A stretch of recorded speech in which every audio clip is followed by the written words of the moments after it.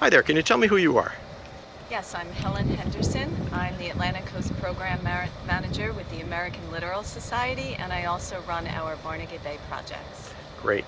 Helen, you were testifying today before the Joint Environmental Committees, Assembly and Senate of the New Jersey State Legislature, and we're in Lavalette today. They were taking testimony about a soil standard, soil compaction bill, a bill that was passed 5 years ago to take care of the problem of soil compaction, and still has not been implemented. And we've heard testimony from other folks about the reasons for that and what's going on. But I'd like to ask you about the fact that one of the problems people say is it's too expensive, or they don't know how to measure it, and so on and so forth.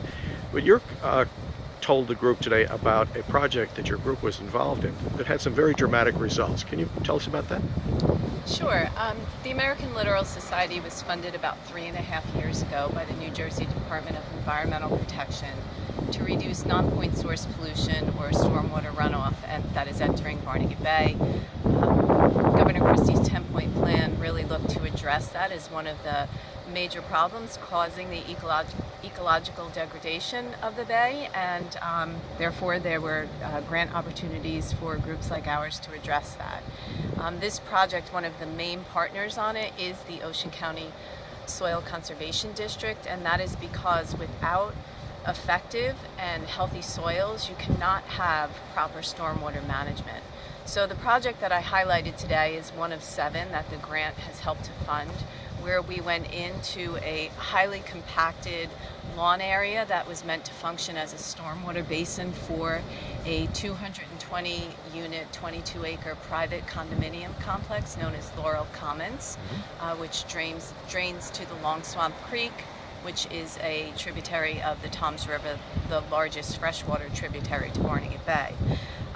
We looked at this basin area, which we had previously studied, done some soil compaction tests, and found that beyond the obvious flooding conditions that the community was experiencing, we did find that the soils were so compacted that the grass basin area was actually functioning as if it were a paved parking lot. We went in there today. I brought this testimony forward and this project example to show that it is easy, it is cost effective, and very, very successful, not only in terms of reducing pollution, but also reducing flooding problems. For $60,000, we removed the top layer of compacted grass and soils. We dug down about 12 to 18 inches. We amended and restored the soils. We planted it with native grasses and plants. We now have a highly functioning and successful bioretention basin that produces no discharge, no stormwater runoff, have we been able to measure since implementing this about 2 years ago. And the community's flooding problems have been dramatically reduced, if not altogether resolved. And we did all this for this one project that is about an acre and 1/2 in size for $60,000 from start to finish, including design, engineering, soil amendments, construction, and plantings. Wow.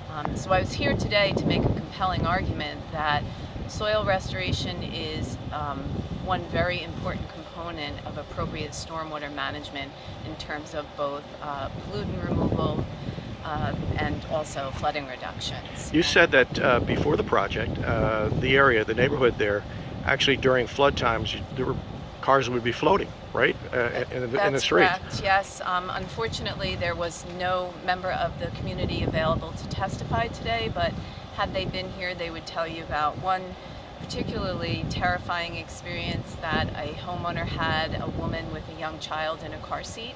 There was a flash flood event during one of those, regular downpours that we have now along the coast, and she was stranded in a car with her infant child in a car seat. Wow.